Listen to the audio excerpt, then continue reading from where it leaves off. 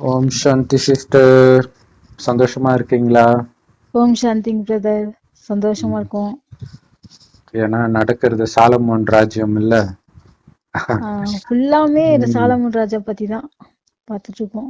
உம் அதாவது சாலமோன் ராஜா முதல்ல கோயில் கட்டினாரு. மிகப்பெரிய புத்திசாலி. எவ்வளவு செல்வ வளம் நிரம்பியவர் அப்படிங்கறத தான் குறிப்பா போன அதிகாரத்துல பார்த்தோம். அவருக்கு இவ்வளவு செல்வம் இருந்துச்சு, அவ்வளவு செல்வம் இருந்துச்சு, அது இதுன்னு அந்த புகழ் ஓடிச்சு. இப்ப 1 ராஜாக்கள் அதிகாரம் 11. ராஜாவாகிய சாலமோன் பார்வோனின் குமாரத்தியை நேசித்ததும் அல்லாமல் மோவாபியரும் அம்மோனியரும் ஏதோமியரும் சீதோனியரும் ஏத்தியருமாகிய அந்நிய ஜாதியாரான அநேகம் ஸ்திரீகள் மேலும் ஆசை வைத்தான். அழிவு காலம் ஆரம்பமாயிடுச்சு. சோ அதுதான் சொல்லுவாங்க இல்ல, அவனும் எப்படி விழுந்தான் அப்படின்றது. சோ காமம் மகாசத்ரு அப்படிங்கறதுதான் இங்கேயும் வருது பாருங்க. பார்வோனின் குமாரத்தையும் நேசிச்சிருக்கிறான். மோவாபியரும் அம்மோனியரும் எதோமியரும் சீதோனியரும் ஏத்தியரும் ஆகிய அந்நிய ஜாதியாரான அநேக ஸ்திரீகள் மேலும் ஆசை வைத்தான். இந்த ஆசை ஆரம்பமாச்சுனாலே அழிவு ஆரம்பமாகுதுன்னு அர்த்தம் இல்லைங்களா? எப்படி ஆசை ஆரம்பமாச்சுனாலே அழிவு அங்க ஆரம்பமாயிடுச்சு. அது சாதாரண ஆசை இல்ல, காமத்தின் ஆசை. சாதாரண ஆசைனா கூட பெரிய விஷயம் கிடையாது. பட் காமத்துல விழுந்தானா முடிஞ்சு போச்சு. அநேக ஸ்திரீகள் மேலும் ஆசை வைத்தான்னு வந்திருக்குது. அப்போ மறைமுகமா காமம் தப்புங்கிறதுதான் இங்க சொல்ல வராங்க. அதுதான். கர்த்தர் இஸ்ரவேல் புத்திரரை நோக்கி, நீங்கள் அவர்கள் அண்டைக்கும் அவர்கள் உங்கள் அண்டைக்கும் பிரவேசிக்கலாகாது. அவர்கள் நிச்சயமாய் தங்கள் தேவர்களை பின்பற்றும்படி உங்கள் இருதயத்தை சாய பண்ணுவார்கள் என்று சொல்லியிருந்தார். சாலமோன் அவர்கள் மேல் ஆசை வைத்து அவர்களோடு ஐக்கியமாயிருந்தான். இப்ப இதுல என்ன ஒரு சாத்தானுடைய சாமர்த்தியம்னா, காமத்துல விழுந்தது தப்பு இல்லையா, வேற ஜாதியை சார்ந்த பெண்ணை ஆசைப்பட்டதான் தப்பாம். எப்படி புரிஞ்சுக்க வச்சுக்கிறான், புரியுதா உங்களுக்கு? அதுதானே அங்க ஃபாலோ பண்றாங்க. ஐயோ, கிறிஸ்தவ பையனை தான் கல்யாணம் பண்ணலாம், அது எப்படி இந்து பையனை கல்யாணம் பண்ணலாம், அது எப்படி கிறிஸ்தவ இந்து பொண்ணை கல்யாணம் பண்ணலாம், இது இப்படி போயிடுச்சு. ஏன்னா அவங்க கடவுளுக்கு அது பிடிக்காதான், காமம் பிடிக்காதுன்றது தெரிய மாட்டேங்குது. இங்க கடவுளுடைய வழியில அப்படியே மனித வழியை கலக்கிட்டாங்க. கரெக்ட். சோ இதுல காமெடி என்னன்னா, கிறிஸ்தவ மதத்தில் ஜாதியே இல்லைன்னுவாங்க. இப்ப இதுக்கு பேர் என்னவா இல்லையா? பாக்க போனா இங்க அவங்க கன்வெர்ட் பண்றதுக்கு முதல் காரணமாவே ஜாதியை சொல்லிட்டு இருப்பாங்க. சோ அப்ப இவங்க கிட்ட எல்லாம் நீ போகவே கூடாதுன்னு கடவுள் சொல்லி இருக்கிறாருன்னே வருது. நீங்களும் அவங்க கிட்ட போக கூடாது, அவங்களும் உங்க கிட்ட வரக்கூடாதுன்ட்டு. ஆனா இவன் ஐக்கியமா இருந்தான். அவனுக்கு பிரபுக்கள் குலமான 700 மனையாட்டிகளும் 300 மனையாட்டிகளும் இருந்தார்கள். அவனுடைய ஸ்திரீகள் அவன் இருதயத்தை வழுவி போக பண்ணினார்கள். காமத்தின் மயக்கத்தில் கடவுள் தெரிய மாட்டார். சாலமோன் வயது சென்ற போது அவனுடைய மனைவிகள் அவன் இருதயத்தை அந்நிய தேவர்களை பின்பற்றும்படி சாய பண்ணினார்கள்.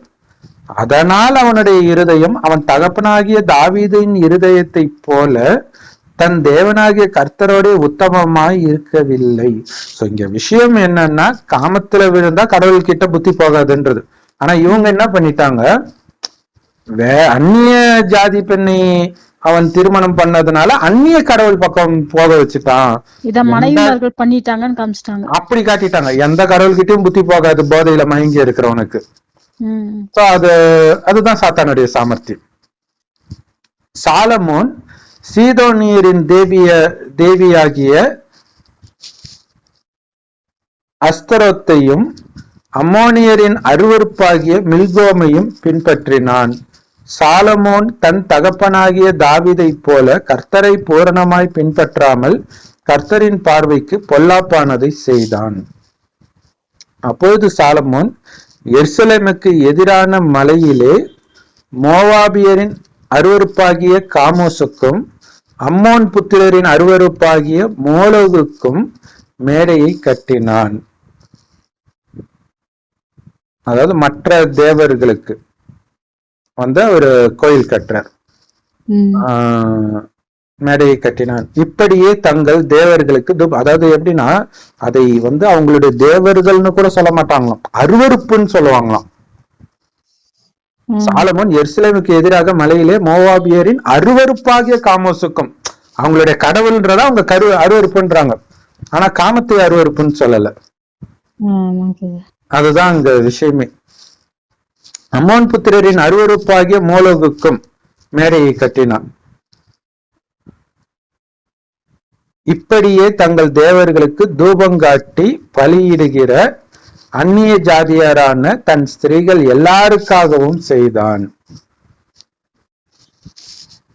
அதனால இஸ்ரவேலின் தேவனாகிய கர்த்தர் சாலமோனுக்கு 2 விசை தரிசனமாகி அந்நிய தேவர்களை பின்பற்ற வேண்டாம் என்று கட்டளையிட்டு இருந்தும் அவன் கர்த்தரை விட்டு தன் இருதயத்தை திருப்பி அவர் கற்பித்ததை கை கொள்ளாமற் போனதினால் கர்த்தர் அவன் மேல் கோபமானார். எதுக்கு? இத்தனை கல்யாணம் பண்ணதுக்கு கோபமாகலையும் அவரு, அந்நிய தேவனுக்கு கோயில் கட்டினதுனால கோபம் ஆயிட்டாராம். கடவுளை ஒரு பஃபுனாவே காட்டி இருக்கிறாங்க. அதனால கர்த்தர் சாலமோனை நோக்கி, நான் உனக்கு கட்டளையிட்ட என் உடன்படிக்கையையும் என் கட்டளைகளையும் நீ கை கொள்ளாமற் போய் இந்த காரியத்தை செய்தபடியினால் ராஜ்ய பாரத்தை உன்னிடத்திலிருந்து பிடுங்கி அதை உன் ஊழியக்காரனுக்கு கொடுப்பேன். ஆகிலும் உன் தகப்பனாகிய தாவீதின் நிமித்தம் நான் அதை உன் நாட்களிலே செய்வதில்லை. உன் குமாரனுடைய கையினின்று அதை பிடுங்குவேன். செஞ்ச தப்பு அப்ப, ஆனா அது குழந்தைகிட்ட பிடுங்குறாராம். இது எப்படி கடவுள்? அதுக்குதான் நம்மளா படிக்கணும்ன்றது. நீங்க சொன்னீங்களா, அவங்க சொல்றதை வச்சுட்டே நம்ம ஏன் சொல்லக்கூடாதுன்ட்டு. அவங்க இதெல்லாம் சொல்லுவாங்களா? அதுதான்.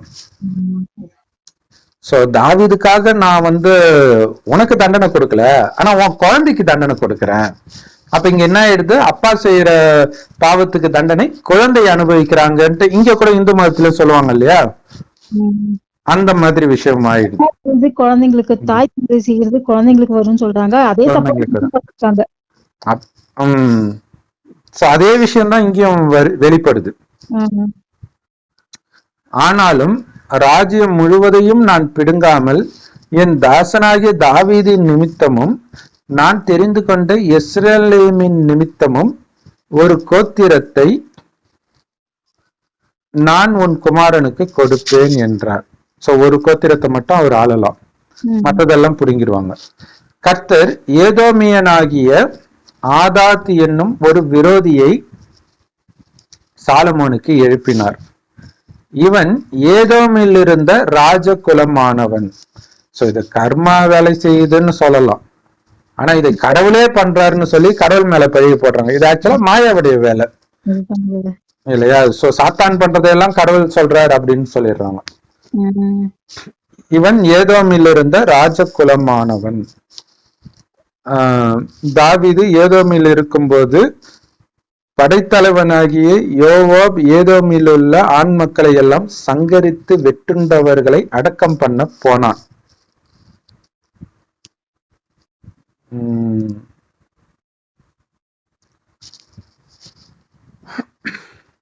அந்த தாவீது பண்ணினதான் அதே தேசத்துல இருந்து இவங்களுக்கு எதிரிகள் வரப்போறாங்க அப்படிங்கிறது. இப்ப என்னன்னா கர்மாதான். அப்பா தாவீது ஏற்கனவே படைத்தளபதியை ஏவி விட்டு பாரதத்துக்கு எதிராக ஒரு ராஜா இருக்காரு பாத்தீங்களா, இப்ப வருவாருன்னு சொன்னாருன்னு சொன்னாங்க இல்லைங்களா? அவங்களோட அந்த ஆண் மக்களை எல்லாம் சங்கரித்து வெட்டி போட்டான். இந்த எதிரி இப்ப இவன் மேல படையெடுக்க போறான். அததான் இவங்க கர்மா வேலை செய்து ஏற்கனவே தெரியுது. தாவீது செஞ்சனால இப்போ எதிரி நாட்டு மேல அவன் படைத்தளபதி எல்லாம் வச்சு கொண்டுட்டான் மக்களை எல்லாம். இப்ப எப்படியா அவன் திருப்பி பழி வாங்குவான்னு தெரியும். அத இப்படி கர்மாதான் இங்க வேலை செஞ்சிருக்கு சொன்ன மாதிரி. அவன் என்ன செஞ்சானோ அதை இப்ப செய்ய வைப்பேன். கரெக்ட். அப்படித்தானே தலைமுறையா சில முஸ்லிம் நாடுகள்லாம் அடிச்சுக்கிறாங்க. அப்படியே தலைமுறையா வந்துகிட்டே இருக்குது அந்த யுத்தங்கள். இஸ்ரேல் பாலஸ்தீன் பிரச்சனையும் அப்படிதான் வந்துட்டு இருக்குது. அது கடைசி வரைக்குமே தொடர்ந்து. கரெக்ட். சரி, அவர்களை எல்லாம் அவர்களையெல்லாம் சங்கரிக்கும் அளவும் தானும் இஸ்ரவேல் அனைத்தும் அங்கே 6 மாதம் இருக்கும்போது ஆதாதும் அவனோட கூட அவள் தகப்பனாகிய ஊழியக்காரரில் சில ஏதோமியரும் எகிப்திற்கு போக ஓடி போனார்கள். ஆதாத் அப்பொழுது ஒரு சிறு பிள்ளையாய் இருந்தான். அவர்கள் மீதியானிலிருந்து எழுந்து பாரானுக்கு சென்று பாரானிலே சில மனுஷரை கூட்டிக் கொண்டு எகிப்திற்கு பார்வோன் என்னும் எகிப்தின் ராஜாவினிடத்திற்கு போனார்கள். அவன் இவனுக்கு ஒரு வீடு கொடுத்து இவனுக்கு ஆகாரத்தை திட்டம் பண்ணி நிலத்தையும் கொடுத்தான். ஆதாதுக்கு பார்வோனின் கண்களில் மிகுந்த தயை கிடைத்தபடியினால் அவன் ராஜஸ்திரீயாகிய தாப்பெனேஸ் என்னும் தன் மனைவியின் சகோதரியை அவனுக்கு விவாகம் செய்து கொடுத்தான். தாப்பெனேசின் சகோதரியாகிய இவள் அவனுக்கு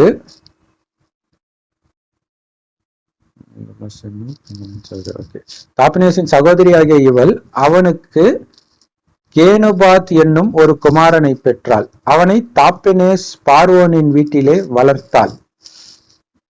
அப்படியே கேனுபாத் பார்வோனின் வீட்டில் அவனுடைய குமாரருடன் இருந்தான்.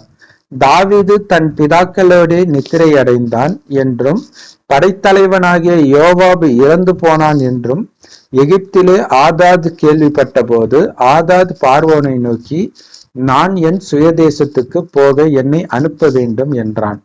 அதற்கு பார்வோன், இதோ நீ உன் சுயதேசத்துக்கு போக விரும்புகிறதற்கு என்னிடத்தில் உனக்கு என்ன குறைவு இருக்கிறது என்றான். அதற்கு அவன், ஒரு குறைவும் இல்லை, ஆகிலும் என்னை அனுப்பிவிட வேண்டும் என்றான். நான் ஏதாவது குறை வச்சேனான்னு கேட்கிறாரு மாமனாரு. அதெல்லாம் குறை இல்லை, என்னை அனுப்புங்கன்றார். எலியாதாவின் குமாரனாகிய ரேசோன் என்னும் வேறொரு விரோதியை தேவன் எழுப்பினார். சோ ஒவ்வொருத்தரும் அவனுக்கு எதிராக கிளம்புறாங்க. சின்ன வயசுல இருந்து அந்த அந்த குணம் இப்ப பிரபாகரன் உருவான மாதிரி ஒவ்வொரு இடத்துலயும் உருவாகிறாங்க. என்னும் வேறொரு விரோதியை தேவன் எழுப்பினார். இவன் தன் ஆண்டவனாகிய ஆதாதேசர் என்னும் சோபாவின் ராஜாவை விட்டு ஓடி போய் தாவீது சோபாவில் உள்ளவர்களை கொன்று போடுகையில் அவன் தன்னோடு சில மனுஷரை சேர்த்து கொண்டு அந்த கூட்டத்திற்கு தலைவன் ஆனான். இவர்கள் தமஸ்குவுக்கு போய் அங்கே குடியிருந்து தமஸ்குவில் ஆண்டார்கள். ஆதாது பொல்லாப்பு செய்ததும் அல்லாமல் ரேசோன் சாலமோனுடைய நாளெல்லாம் இஸ்ரவேலுக்கு விரோதியாகி சீரியாவின் மேல் ராஜாவாய் இருந்து இஸ்ரவேலை பகைத்தான். சேரேதாய் ஊரிலுள்ள எபிராயிம் மனுஷனாகிய நேபாத்தின் குமாரன் யெராபெயாம் என்னும் சாலமோனின் ஊழியக்காரனும் ராஜாவுக்கு விரோதமாய் கையெடுத்தான். அவனுடைய தாய் செருகால் என்னும் பேருள்ள ஒரு விதவை. சோ இதுல பாத்தீங்கன்னா இவர் அந்நிய தேவனை கும்பிடுறதுனால இது நடக்கல. ஒருத்தன் காமத்துல மூழ்கது அவனுடைய ஏன்னா கடவுள் சொர்க்கத்தை கொடுக்கிறாரு. எப்ப நம்ம காமத்துல விழ ஆரம்பிக்கிறோமோ அப்பதான் மற்றவர்கள் இங்க கொள்ளையடிக்கிற விஷயம் எல்லாம் நடக்குது. பூகம்பம், இயற்கை சீற்றமும் வருது. சோ அதே மாதிரிதான் இவன் எந்த அளவுக்கு காமத்துல மூழ்கினானோ அப்ப தானாகவே எதிரிகள் உருவாகுறாங்க. ஏன்னா அதை அனுபவிக்கக்கூடிய தகுதியை அவன் இழக்கிறான். சோ அது வரைக்கும் இருந்த புண்ணிய கணக்கு இருக்கிற வரைக்கும் அவன் பாதுகாப்பா இருந்தான். புண்ணிய கணக்கு முடிந்தவுடன் அந்த பாவம் வேலை செய்ய ஆரம்பிக்குது. சோ இதுதான் உண்மையான விஷயம். ஆனா இங்க என்ன பண்ணிட்டாங்க, தூக்கி மற்ற மதத்தின் மீது வெறுப்பை உருவாக்குறதுக்கு சாத்தான் பயன்படுத்திக்கிட்டான் இத. சோ இதுவே பாத்தீங்கன்னா அவன் பண்ண பாவத்துக்கான அவனால பாதிக்கப்பட்டவர்கள் தான் வராங்க. இது இல்லாம அவனுக்கு கூடவே வேலை செய்யற ஒருத்தனும் அவனுக்கு எதிராக திரும்புறதாகவும் காட்டுறாங்க.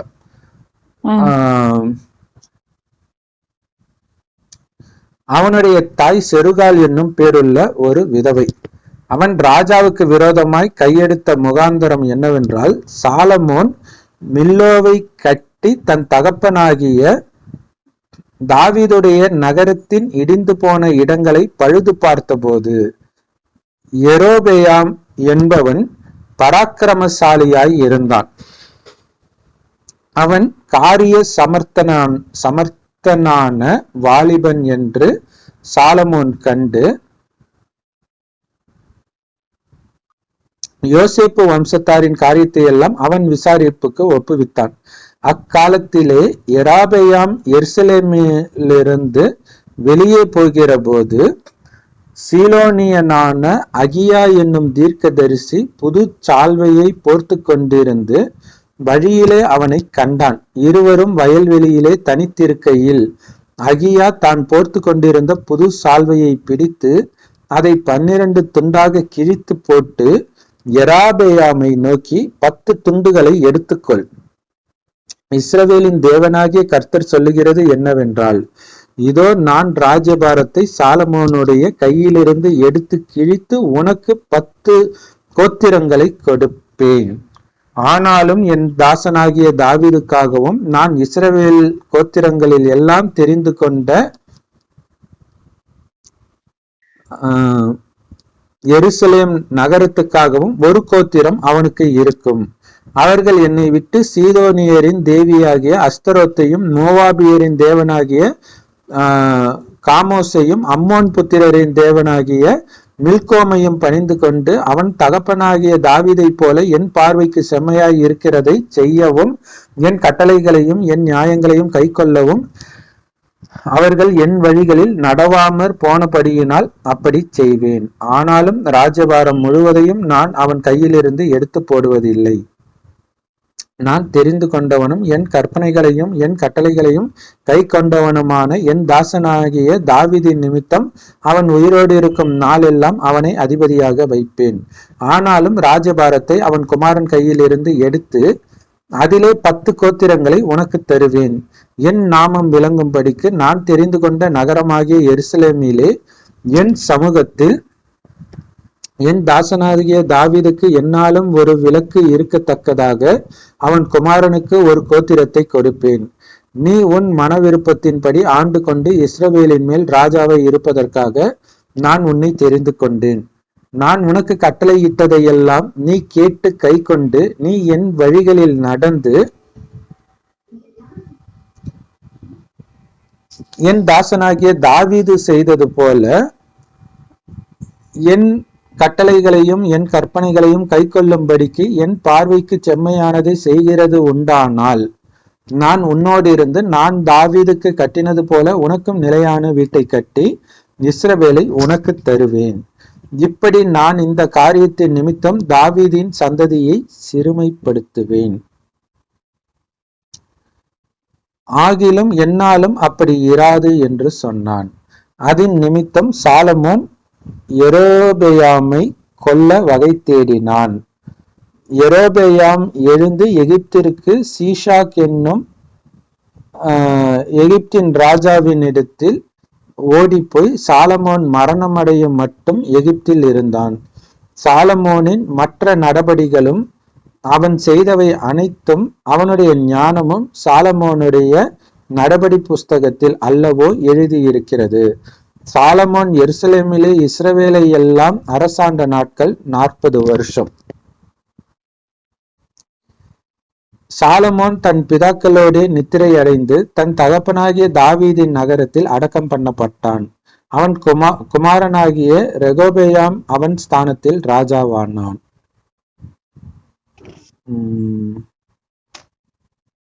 என்ன ஏதாவது சொல்ல விரும்புறீங்களா சிஸ்டர்?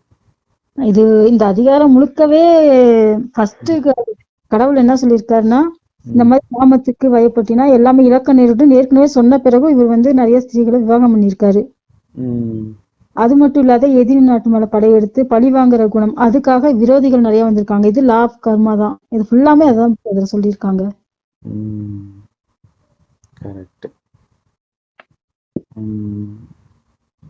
ஓகே, இதுல என்னன்னா இவன் பாவம் செஞ்சதுக்கு இவனுக்கு தண்டனை கிடைக்கல, இவனுடைய பையனுக்கு தான் தண்டனை கிடைக்க போகுது. சோ அப்ப இங்கேயும் பாத்தீங்கன்னா முற்பிறவி ரகசியம் இருக்குது. அப்ப ஒண்ணும் செய்யாத பையனுக்கு எப்படி தண்டனை கிடைக்கும்?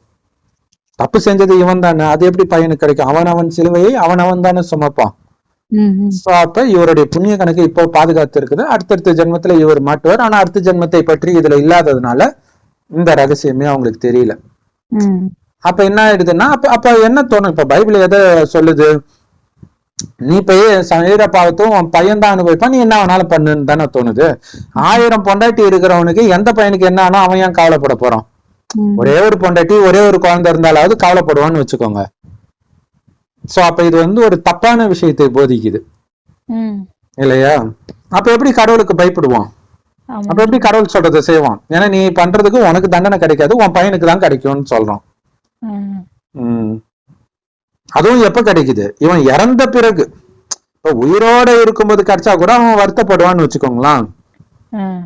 இவன் இறந்த பிறகுதான் அவன் ராஜாவாவே ஆகுறான். ராஜாவான பிறகு அவனுக்கு தண்டனை கிடைத்தாலும் இவனுக்கு ஒன்னும் வழி இருக்க போறது கிடையாது.